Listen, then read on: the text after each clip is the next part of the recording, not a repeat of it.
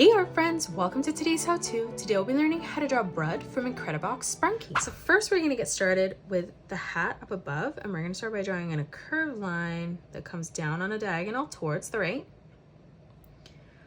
On the top now we're going to bring this diagonal line over and out towards the right. And then we'll do the same thing as we move in on the bottom, bringing this over and up, ending that at the same height. Now from here on the left, we're going to curve this line around and then down on the right. And then moving underneath in that corner, we're just going to curve this line back around and then in on the right. Now we're going to close off the head, drawing in a nice big circle. So we're going to arch this line down on the left.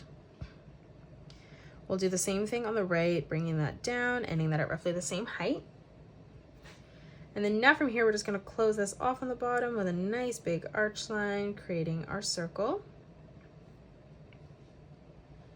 Now on the right hand side for our eye, we're going to draw in another circle underneath the bucket, curving this line around and then in.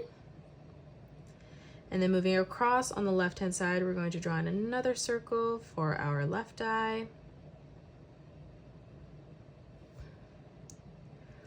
On the top right now, we're going to arch this line around and then in.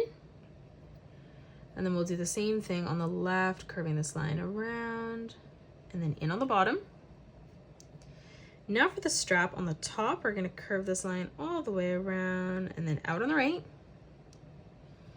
And then for the eyebrow, we're just going to draw in a curved diagonal line that comes across. And then now from here in the middle, we're going to draw in a straight line from left to right.